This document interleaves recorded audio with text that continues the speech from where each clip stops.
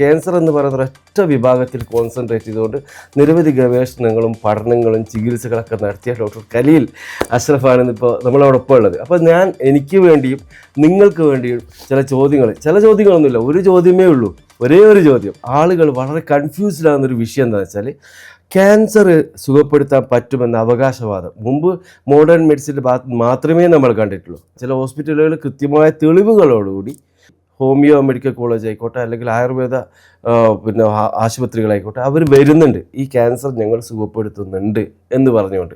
എന്താണ് ഇതിലെ യാഥാർത്ഥ്യം? അത് നിങ്ങളെ ക്വസ്റ്റ്യനിൽ തന്നെ എൻ്റെ ആൻസർ ഉണ്ട്. ക്യാൻസർ എന്ന് പറഞ്ഞാൽ ഒരു സിംഗിൾ അസുഖമല്ല. ഇപ്പം ബ്രസ്റ്റ് ക്യാൻസർ ആണെങ്കിൽ ഒരാളുടെ ബ്രസ്റ്റ് ക്യാൻസർ അല്ല വേറൊരാളുടെ ബ്രസ്റ്റ് ക്യാൻസർ. സ്റ്റേജ് വ്യത്യാസം ഉണ്ടാവും, അതിൻ്റെ ഹോർമോൺ സ്റ്റാറ്റസ് വ്യത്യാസം ഉണ്ടാവും, അതിൻ്റെ HER2 സ്റ്റാറ്റസ് വ്യത്യാസം ഉണ്ടാവും. അപ്പം നമ്മൾ ഒരു പേഷ്യൻ്റ് എനിക്ക് ക്യാൻസർ ഉണ്ട് എന്ന് എൻ്റെ അടുത്ത് പറഞ്ഞാൽ 10% വിവരേ അതിൽ നിന്ന് എനിക്ക് കിട്ടുന്നുള്ളൂ. ഓക്കെ, അപ്പോൾ എവിടെയാണ് ക്യാൻസർ എന്ന് പറഞ്ഞാൽ ബ്രസ്റ്റ് ക്യാൻസർ, പിന്നെ ഏത് സ്റ്റേജ്, പിന്നെ അതിൻ്റെ ഹോർമോൺ റിസപ്റ്റർ സ്റ്റാറ്റസ്, അപ്പോൾ ER HER2 അതൊക്കെ ആ സ്റ്റാറ്റസ്, അത് പിന്നെ അത് കഴിഞ്ഞിട്ട് പെറ്റ് സ്കാൻ, അത് കഴിഞ്ഞിട്ട് പിന്നെ അതിൻ്റെ അണ്ടർലൈങ് മ്യൂട്ടേഷൻ എന്ന് പറയുന്ന പോലെ വേറെ അഡീഷണൽ മ്യൂട്ടേഷൻസ്. എന്ന് വെച്ചാൽ എനിക്ക് ക്യാൻസർ ഉണ്ട് എന്ന് പറഞ്ഞ് 10% മുതൽ 100% വിവരം കിട്ടണമെങ്കിൽ ഒരു at least another 100 pages of information വേണം അതിൽ, റൈറ്റ്? ആ സ്പീഡിലും കൂടുതൽ പോകുന്നതാണ് ക്യാൻസർ, അങ്ങനെ വിചാരിച്ചു. അപ്പോൾ നമ്മൾ 50 കിലോമീറ്ററാണ് സ്പീഡ് ലിമിറ്റ് എങ്കിൽ ക്യാൻസർ എന്ന് പറഞ്ഞാൽ 50ലും കൂടുതലാണ്. ആ സെൽസിന്റെ ഇൻക്രിമെന്റ് എത്ര ഫാസ്റ്റ് ആയിട്ട് പോകുന്നതെന്നാണ്. അപ്പോൾ ഒരാൾക്ക് ക്യാൻസർ ക്യാൻ ബി 55ൽ പോവായിരിക്കും, എന്നുവെച്ചാൽ സ്പീഡ് ലിമിറ്റിലും 5 കിലോമീറ്റർ മേലെ. അല്ലല്ല, that is not stage. It can be stage 1 or stage 2 or stage 3, but the speed is a completely different thing. അതാണ് ഞാൻ പറഞ്ഞത്, cancer is not only stage, it has so many other features. അപ്പോൾ ഒരാൾ ചിലപ്പോൾ 5 kilometre above speed limit ആയിരിക്കും, ചിലർ 50 kilometres above speed limit ആയിരിക്കും, right? They are both cancer, പക്ഷേ വി ട്രീറ്റ് ദം ഡിഫറെൻ്റ്ലി. അപ്പം അങ്ങനത്തെ ഒരു ബ്രസ്റ്റ് ക്യാൻസർ പേഷ്യൻ്റ് ഇപ്പം എൻ്റെ അടുത്ത് വന്നാൽ, ഇപ്പം ഈ പറഞ്ഞ മാതിരി ഓങ്കോ ടൈപ്പ് ഫാസ്റ്റ് ആണെങ്കിൽ പറയും നിങ്ങൾ കീമോ എടുക്കണം എന്ന് പറയും.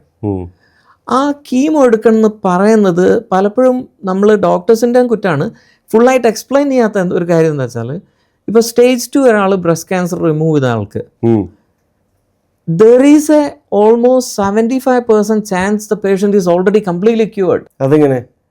stage 2 ക്യാൻസറിന് അത് മതി. stage 2 ക്യാൻസറിന് സർജറി ലിംഫ് നോഡ് എടുത്താൽ മതി. there is a 75% chance the patient is already cured. അത് കാരണം stage 2 ആണ്. stage 2 എന്ന് പറഞ്ഞാൽ അത് വേറെ എവിടെയും പോയിട്ടില്ല. പക്ഷേ ഒരു 25% ചാൻസിൽ പിന്നെ മടങ്ങി വരും വേറൊരു ഓർഗനിൽ. ദെൻ അത് മടങ്ങി വരുന്ന സമയത്ത് stage 4 ആയി, റൈറ്റ്? അപ്പം നമ്മളൊരു stage 2 പേഷ്യൻറ്റിനെ കണ്ടിട്ട് മെഡിക്കൽ ഓങ്കോളജിസ്റ്റ് പറയാണ് നിങ്ങൾ കീമോ എടുക്കണം എന്ന് പറയാം. പക്ഷേ ആ കീമോ എടുക്കുന്ന എന്തിനാണെന്ന് വെച്ചാൽ നിങ്ങൾക്കൊരു 25% ചാൻസ് റിക്കറൻസ് ഉണ്ട്. കീമോ എടുത്തു കഴിഞ്ഞാൽ അത് 2% ആയിട്ട് കുറക്കാൻ പറ്റും. അതാണ് ശരിക്കും കീമോ എന്ന് പറയുന്നത്. പേഷ്യൻ്റ് ഇത് കേൾക്കുന്നു, പേഷ്യൻ്റ് പറയുന്നു എനിക്ക് കീമോ വേണ്ട, and then they do some random thing, homeo, Unani, Ayurveda, it doesn't matter, any or sugar pill, എന്ത് വേണമെങ്കിലും എടുത്തു എന്ന് വെച്ചാൽ. So if they were the lucky 75% to begin with, അവർ ആ 75% cured ആണെങ്കിൽ it doesn't matter, അവരുടെ cancer is not going to come back. They were already cured. അത് ഏത് ചികിത്സ എടുത്താലും എടുത്തില്ലെങ്കിൽ it would not have come back. ആ എക്സാക്ട്ലി ഏത് 25%-നാണ് cancer 5 കൊല്ലം കൊണ്ട് വരിക എന്നുള്ള നമുക്ക് അറിയില്ല ഇപ്പോഴും.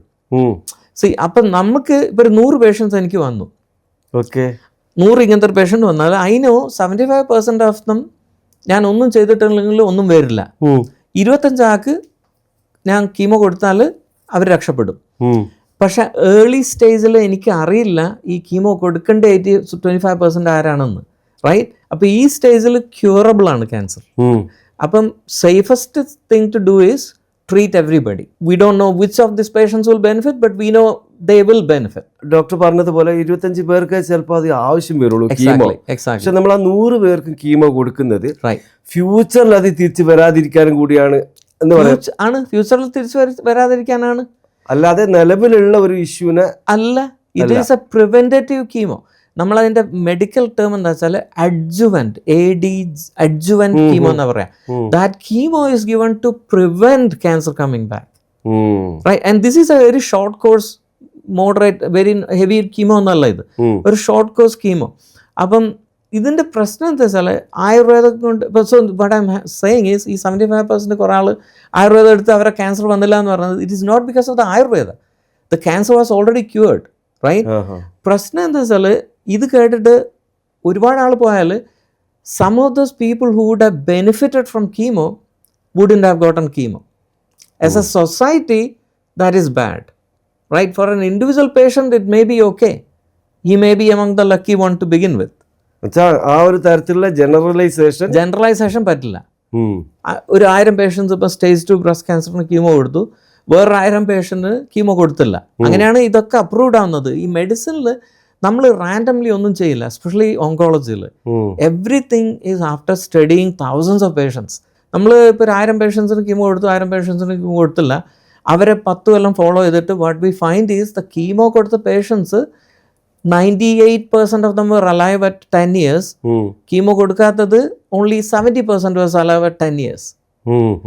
So at this point, you know, modern medicine is the only treatment that actually helps to put you on the 70% graft to 98% graft. Stage 4 ഒരു രോഗി ആയുർവേദത്തിലോ ഹോമിയോയിലോ മറ്റേതെങ്കിലും ചികിത്സാ രീതിയിൽ അവർ പോവുകയാണെങ്കിൽ 1% ക്യൂറബിലിറ്റിയുടെ ഒരു പോസിബിലിറ്റി അവിടെ ഉണ്ടോ?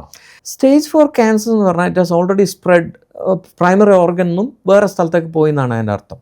സ്റ്റേജ് 4 ഡോക്യുമെന്റഡ് ആയിട്ടുള്ള ക്യാൻസറിൽ പണ്ട് നമ്മൾ ഇൻക്യൂറബിൾ ആയിരുന്നു എന്ന് പറയാം. ഇമ്മ്യൂണോതെറാപ്പി ഒക്കെ വെച്ചിട്ട് stage 4 is no longer considered incurable.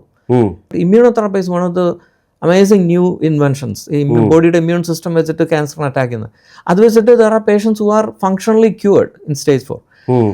ഇനി സ്റ്റേജ് 4 വെച്ചിട്ട് ആൾട്ടർനേറ്റീവ് മെഡിസിൻ വെച്ച് ക്യൂർ എന്ന കഥകൾ, right? I have seen occasional cases like that. Assuming it is absolutely true, well documented, PET scan ഉണ്ട്, ബയോപ്സി ഉണ്ട്, അവർ മോഡേൺ മെഡിസിൻ എടുത്തിട്ട് ക്യാൻസർ പ്രോഗ്രസ് ചെയ്തു, എന്നിട്ട് എവിടെയെങ്കിലും പോയിട്ട് വല്ലതും ചികിത്സ ചെയ്തിട്ട് മാറി എന്നുള്ളത് ഒരു കഥ, റൈറ്റ്? അത് if it is an absolutely well documented, then there is, the only explanation is there is a rare entity called spontaneous remission of cancer. Cancer can very rarely can spontaneously remit. Biggest advance cancer വന്ന എന്താണെന്ന് വെച്ചാൽ immune therapy. നമ്മുടെ cancer സെൽസിന് അതിൻ്റെ പുറത്ത് cancer സെല്ലിന് ഒരു invisibility blanket മാതിരി ഉണ്ടാക്കും. എന്നുവെച്ചാൽ നമ്മുടെ ബോഡിയുടെ ഇമ്മ്യൂൺ സെൽസ് ഉണ്ടല്ലോ, ടി സെൽസ്, ബി സെൽസ് എന്ന് പറഞ്ഞാൽ അതിലേക്ക് എത്താൻ പറ്റൂല, ഇമ്മ്യൂൺ സെൽസിന് കാണാൻ പറ്റില്ല. ബോഡിയുടെ ഇമ്മ്യൂൺ സിസ്റ്റത്തിന്റെ പ്രൈമറി ഫംഗ്ഷൻ എന്താണെന്ന് വെച്ചാൽ ബോഡീൻ്റെ ഉള്ളിൽ എന്തെങ്കിലും ഡിഫറെൻ്റ് ആയിട്ടുള്ള ഒരു സെൽ ഉണ്ടെങ്കിൽ അതിനെ പോയി അറ്റാക്ക് ചെയ്യുക എന്നുള്ളതാണ്. Antibody, right? Antibody and T cells. ഇതിന്റെ മെയിൻ ഫംഗ്ഷൻ വൈറസോ ബാക്ടീരിയയോ cancer cell, because cancer cell is different, അതിനെ അറ്റാക്ക് ചെയ്യുക എന്നുള്ളതാണ്. പക്ഷെ cancer has learn to create this blanket. അപ്പം ഇമ്മ്യൂൺ സെൽസ് പോവും, അവിടെ ഒന്നും കാണില്ല, they don't see the cancer. അപ്പോൾ immunotherapy work by removing this blanket. അപ്പോൾ ഇമ്മ്യൂൺ സെൽസിന് ക്യാൻസറിനെ കാണാൻ പറ്റും. Immune cells are more potent than any chemotherapy. Immune cells R amazingly strong, അല്ലേ? അപ്പോൾ അത് ക്യാൻസറിനെ അറ്റാക്ക് ചെയ്യും, ക്യാൻസറിനെ കൊല്ലും. സോ അപ്പോൾ ഈ immune system, what I'm saying is immune system when it is active, for some reason it can actually kill cancer. So അങ്ങനെ spontaneous remission ചിലപ്പം വരും ക്യാൻസറിന്, വേറെ ചികിത്സ ഒന്നും ഇല്ലാതെ. അപ്പോൾ ട്രൂ ഇൻസിഡൻസ് ആണെങ്കിൽ that is one explanation. Second explanation, many times what I have seen is a lot of patients take chemotherapy and everything, they get side effects and all, and then the tumor is already gone, but they are done with chemo, they go to some Ayurveda place, do some herbal remedy, and they feel better, and then they ascribe the cure to the last treatment, whereas they had already taken the modern treatment. അവസാനം സംഭവിച്ചത് exactly. Because the thing is, Ayurveda, I have nothing wrong against, like Ayurveda is a ancient practice, centuries old wisdom. ആയുർവേദത്തിന് doctor എതിരല്ല. No, I am not at all. Wisdom, there's so much wisdom in Ayurveda, right? There are certain diseases like musculoskeletal, back pain, അങ്ങനത്തെ കുറേ മസിലിൻ്റെ ഒക്കെ അസുഖങ്ങൾക്ക് modern മെഡിസിനിൽ നല്ല മരുന്നില്ല ശരിക്കും പറയുകയാണെങ്കിൽ. ഇത് വളരെ ജെന്യൂൻ ആയിരിക്കും, കാരണം എനിക്കും കൂടെ ഫീൽ ചെയ്യുന്ന ഒരു ഉത്തരമാണ്. കാരണം മോഡേൺ മെഡിസിനിൽ മരുന്നില്ലാത്ത ഒരുപാട് അസുഖങ്ങളുണ്ട്, എസ്പെഷ്യലി മസ്കുലോസ്കെലറി, അവിടെ ഏക്കിന് അതൊക്കെ അങ്ങനത്തെ അതിനൊക്കെ Ayurveda is probably very good. കാരണം നമ്മുടെ ആൻസിസ്റ്റേഴ്സ് സെഞ്ചുറീസ് ഓഫ് നോളജ് ആണ് അതിൽ വന്നിരിക്കുന്നത്, റൈറ്റ്? അവരിങ്ങനെ ട്രയൽ ആൻഡ് എറർ ആയിട്ട് ചെയ്തിരിക്കുന്നതാണ് ആയുർവേദം, right? So I think there are so many uses for Ayurveda. So I'm actually a fan of Ayurveda. അങ്ങനത്തെ അസുഖങ്ങൾക്ക് ആയുർവേദ ഇസ് റിയലി ഗുഡ്.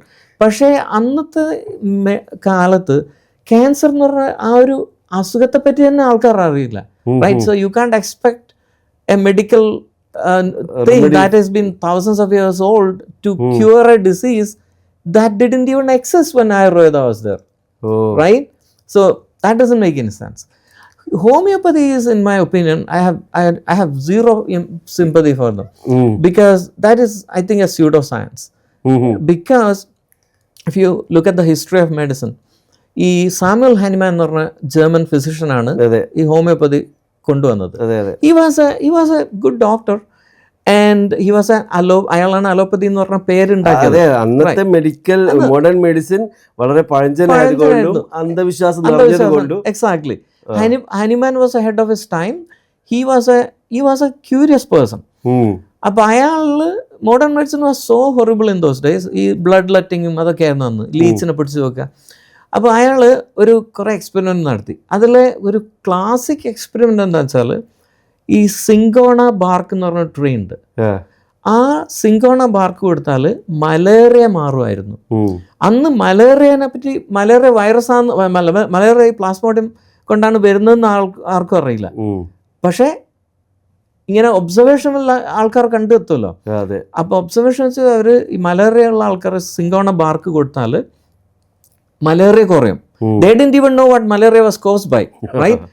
പക്ഷേ he had that observation. So then he decided to give cinchona bark low ഡയല്യൂഷനിൽ പേഷ്യൻസിന് കൊടുത്തു. അപ്പോൾ സിങ്കോണയുടെ ഒരു side effect എന്ന് വെച്ചാൽ ഒരു ബ്ലാക്ക് ഫീവർ എന്ന് പറഞ്ഞൊരു ഫീവർ ഉണ്ടാക്കും. സിങ്കോണ ബാർക്ക് മലേറിയ ക്യൂർ ചെയ്യും, അതേസമയം സെയിം സിങ്കോണ ലോ ഡോസിൽ കൊടുത്താൽ പനി വരും. None of this have any scientific basis. ഇപ്പം നമുക്കറിയാം മലേറിയ പ്ലാസ്മോഡിയം കൊണ്ടാണ്. സിങ്കോണ എന്ന് ക്യുനൈൻ എന്ന് പറഞ്ഞ കോമ്പൗണ്ടാണ്, ക്യുനൈൻ ഉണ്ടാക്കുന്ന ഒരു ബ്ലാക്ക് ഫീവറാണ് ഉണ്ടായതെന്നൊക്കെ. ഒരു കാര്യം നമ്മൾ ഡയല്യൂട്ട് ചെയ്യുമ്പോൾ അത് പൊട്ടൻഷ്യൽ കൂടുക എന്ന് പറയുന്നത് that is against the basic physics. ഒരു കാര്യം നമ്മൾ എന്ന് വെച്ചാൽ ഇപ്പോൾ ഒരു ചായയിൽ പഞ്ചസാര ഏറ്റവും കുറവ് ചേർക്കും തോറും അതിന് മധുരം കൂടുന്നു പറഞ്ഞാൽ ദാറ്റ്സ് വിഡിത്തല്ലേ. So homeopathy in my opinion is an absolute pseudo science. It works purely by placebo effect. പക്ഷെ എൻ്റെ വളരെ അടുത്തൊരു മാധ്യമ പ്രവർത്തകൻ കഴിഞ്ഞ ദിവസം സോഷ്യൽ മീഡിയയിൽ ഒരു പോസ്റ്റ് ഇട്ടു, ഹോമിയോ ചികിത്സ മൂലം ഒരുപാട് ആളുകളുടെ അസുഖം മാറുന്നുണ്ട്. മീൻസ് ഇവരെല്ലാവരും വിശ്വസ്തരാണ്, കള്ളം പറയുന്ന ആളുകളല്ല. ഒരു 2 വർഷം മുമ്പ് 42 ക്യാൻസർ അതിജീവിതർ എന്നുവെച്ചാൽ ക്യാൻസറിനെ അതിജീവിച്ച ആളുകളുടെ ഒരു പ്രോഗ്രാം ഞാൻ നടത്തിയിരുന്നു ഇവിടെ മാഹിയിൽ വെച്ച്. അപ്പോൾ അവർ എൻ്റെ ഒരു ഓർമ്മ പ്രകാരം ആ 42 പേരും മോഡേൺ മെഡിസിൻ ഉപയോഗിച്ചിട്ട് ചികിത്സ മാറിയവരാണ്. അപ്പോൾ ഇതേ ഒരു വിഷയം ഞാനൊരു ആയുർവേദ ഡോക്ടറോട് ചോദിക്കുകയാണ്. അപ്പോൾ അദ്ദേഹം പറഞ്ഞതെന്ന് വെച്ചാൽ അതേപോലെ ഒരു ഗ്യാതറിങ് നിങ്ങൾ സംഘടിപ്പിക്കൂ, ആയുർവേദം കൊണ്ട് സുഖപ്പെട്ട ആളുകളെ കൊണ്ടുവരാം എന്നാണ് പറയുന്നത്. അദ്ദേഹം വളരെ വിശ്വസ്തനായ ഡോക്ടറാണ്, പ്രഗത്ഭനായ ഡോക്ടറാണ്. പക്ഷെ അതിലുണ്ടായിരുന്ന ഒരു സംശയം, ഇവരും ക്യൂർ ചെയ്യുന്നു അവരും ക്യൂർ ചെയ്യുന്നു, അതാണ് ഈ ചോദ്യം വരാൻ കാരണം. I totally understand. കാരണം ക്യാൻസർ ഈ പറഞ്ഞ മാതിരി ഒരു സ്കെയറി അസുഖമാണ് and people are always looking for easier treatment, right? Chemo has a bad reputation, appropriately so, കാരണം കീമോ ഇസ് നോട്ട് ഈസി.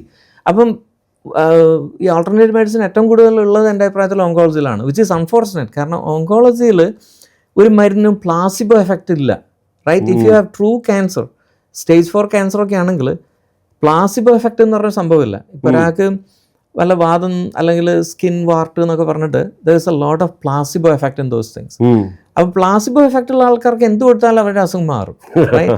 അപ്പോൾ ഒരു സ്റ്റേജ് 4 ക്യാൻസർ ഉള്ള ഒരാൾക്ക് നമ്മൾ അങ്ങനെ ആൾട്ടർനേറ്റീവ് മെഡിസിൻ എൻ്റെ അഭിപ്രായത്തിൽ എസ്പെഷ്യലി ക്യൂറബിൾ ആണെങ്കിൽ, right? If it is incurable, like if someone has advance pancreatic cancer, we have no good treatment. നമ്മളെ ട്രീറ്റ്മെൻറ്റ് കൊണ്ട് മേ ബി ഒരു 6 മാസം 1 കൊല്ലം കൂടുതൽ ജീവിക്കാന്നല്ലാതെ, അങ്ങനത്തെ സിറ്റുവേഷനിൽ if they want to do Ayurveda, homeo or whatever that, ആശ്വാസത്തിന് I am all for it. പക്ഷേ ക്യൂറബിൾ ക്യാൻസറിൽ അത് ചെയ്യുന്നത് മോശമാണ്. പിന്നെ ഈ സ്റ്റേജ് 2, സ്റ്റേജ് 1, സ്റ്റേജ് 3 ചെയ്യുന്നത് ഈസ് ഈവൻ മോർ ഡേഞ്ചറസ്. കാരണം നമുക്ക് അവർ ചെയ്യുന്നത് തെറ്റാണെന്ന് വരെ അറിയില്ല. കാരണം it will take up to 5 to 10 years before the cancer come back, right? Because the stage 2 cancers and all can come back very late. അപ്പം നമ്മൾ അവർ ചെയ്തത് തെറ്റാന്ന് അറിയാൻ തന്നെ സമയമെടുക്കും, റൈറ്റ്? രണ്ടാമത് അവരെ ഞാൻ പറഞ്ഞ മാതിരി ഒരു 70% ഓൾറെഡി ക്യൂർഡ് ആൾക്കാർക്ക് ക്യാൻസർ വരാത്തത് they would falsely credit to this thing they took. ഇതൊരു പുതിയ വിവരമാണ്. 70% ഓഫ് ക്യാൻസർ ആ ഒരു ഏർലി സ്റ്റേജ് ആണെങ്കിൽ സ്വയം ക്യൂർ ആവും എന്നുള്ള. Early stage is already, if you just because you have cancer, that doesn't mean you are incurable disease. See, a significant number of patients I see are patients who are cured of cancer. Stage 1, 2 and 3 are now routinely cured. Even stage 4. അപ്പം early സ്റ്റേജിൽ already cured ഒരാൾ എന്തെങ്കിലും ഒരു homeo Unani എന്നൊക്കെ പറഞ്ഞ് എടുത്തിട്ട് അവരുടെ cancer വന്നില്ലെങ്കിൽ that has nothing to do with what they did. They probably were among the lucky 70%. Okay. അപ്പോൾ പിന്നെ ഡോക്ടർ ഇന്ന് അമേരിക്കയിലേക്ക് പോവാണ്. ഒരു 4 മണിക്കൂറിലെ 5 മണിക്കൂർ കഴിഞ്ഞാൽ പോവാണ്. അപ്പോൾ നിങ്ങൾക്ക് എനിക്കൊക്കെ വേണ്ടിയിട്ട് പിടിച്ചു നിർത്തി ചില ചോദ്യങ്ങൾ ചോദിച്ചാണ്. ഒരു ചോദ്യം കൂടെ ചോദിച്ചിട്ട് നമുക്കിത് അവസാനിപ്പിക്കാം. ചോദ്യം എന്ന് പറഞ്ഞാൽ, ഇപ്പോൾ നമുക്ക് ക്യാൻസർ വരാനുള്ള ഒരു പോസിബിലിറ്റി ഉണ്ട് എന്ന് മുൻകൂട്ടി അറിയുകയാണെങ്കിൽ, അല്ല അത് സാധിക്കുമല്ലോ, അല്ലെങ്കിൽ അതിൻ്റെ ഒരു ബിഗിനിങ് സ്റ്റേജ് ആണെങ്കിൽ നമുക്ക് ആൾട്ടർനേറ്റീവ് മെഡിസിൻ ഓപ്റ്റ് ചെയ്യാൻ പറ്റുമോ? മീൻസ് ആയുർവേദം, ഹോമിയോ പോലുള്ള മെഡിസിൻസ് ഓപ്റ്റ് ചെയ്യാൻ പറ്റുമോ? നിങ്ങളുടെ ഒരു അനുഭവത്തിൽ നിന്നുകൊണ്ടാണ് ചോദിക്കുന്നത്. ആ സ്റ്റേജിലാണ് ഞാൻ അവരുടെ തീരെ ഉപയോഗിക്കാതിരിക്കുക. ആണോ? കാരണം ഏർലി സ്റ്റേജിൽ ക്യാൻസർ 100% നമുക്ക് 70 to 100% ക്യൂർ റേറ്റ് ഉണ്ട് മോഡേൺ മെഡിസിൻ വെച്ചിട്ട്. ഇപ്പൊ ഒരാൾക്ക് ഏർലി സ്റ്റേജ് കോളൻ ക്യാൻസർ ആണെങ്കിൽ ഇത് that's actually A good question. കാരണം പലപ്പോഴും ഞാൻ ഇത് കണ്ടത് എങ്ങനെയാ വെച്ചാൽ, ഇവിടെ എനിക്ക് ഒരുപാട് പേഷ്യൻസ് വാട്സപ്പിലൊക്കെ അയക്കും, പേഷ്യൻസിൻ്റെ ഫാമിലിയൊക്കെ. അപ്പോൾ അവർ സ്റ്റേജ് 1 ക്യാൻസർ ആയിരുന്നപ്പം, സ്റ്റേജ് 1, 2 അല്ല 2 ഒക്കെ ആയിരുന്നപ്പം അവർ അപ്രോപ്രിയേറ്റ് ട്രീറ്റ്മെൻറ്റ് എടുക്കില്ല, റൈറ്റ്? എന്നിട്ട് അതും ഇതൊക്കെ ചെയ്ത് നടക്കും. എന്നിട്ട് പിന്നെ സ്റ്റേജ് 4 ആയിട്ടാണ് പിന്നെ മോഡേൺ മെഡിസിനിലേക്ക് വരുന്നത്. Actually that is very unfortunate. കാരണം ഏർലി സ്റ്റേജ് ആണ് ഏറ്റവും ക്യൂറബിൾ ആണ് ഏർലി സ്റ്റേജ്. ആ സമയത്ത് സർജറി, കീമോ ആൻഡ് റേഡിയേഷൻ വെച്ചിട്ട് ഒരുവിധം എല്ലാ ക്യാൻസറും we can cure. See, cancer has come a long way. In the last 20 years cancer survival has actually improved more than any other disease. അപ്പോൾ early സ്റ്റേജിലാണ് ഇങ്ങനത്തെ alternative medicine തീരെ ഉപയോഗിക്കരുത് എന്ന് പറയാം. Because that is when you have a high chance of being cured. ഇതിൻ്റെ ഒരു impact, കാരണം ഇത്രയും സ്വാധീനം സോഷ്യൽ മീഡിയ ഒക്കെ ചെലുത്തുന്ന ഒരു സമയത്ത് ആൾട്ടർനേറ്റീവ് മെഡിസിനിലേക്ക് ആളുകൾ പോകുന്നത് കൊണ്ടാണ് അതിൻ്റെ ഒരു ബിഗിനിങ് സ്റ്റേജിൽ ഒരുപാട് ആളുകൾ ഇതിന് പോകുന്നുണ്ട്. പിന്നെ ഇതൊരു ഭയപ്പെടുത്തുന്ന ഒരു അസുഖമാണ്, ആരാലും ഭയപ്പെടുന്നൊരു അസുഖമാണ്. എന്തായാലും നമ്മുടെ കൂടെ കുറച്ച് സമയം ചെലവഴിച്ച ഖലീൽ അഷ്റഫ് സാറിന്, പിന്നെ അദ്ദേഹം MD ആണ്, MBBS ആണ്, പിന്നെ അതുപോലെ FACP അല്ലേ, അങ്ങനെ നിരവധി ഗവേഷണങ്ങളൊക്കെ നടത്തിയ ഒരു വലിയൊരു മനുഷ്യനാണ്. ഈ ഒരു കുറഞ്ഞ സമയത്തിന് ഞങ്ങളോടൊപ്പം ചെലവഴിച്ചതിന് ഒരുപാട് സന്തോഷം. Thank you. It was nice meeting you. Thank you.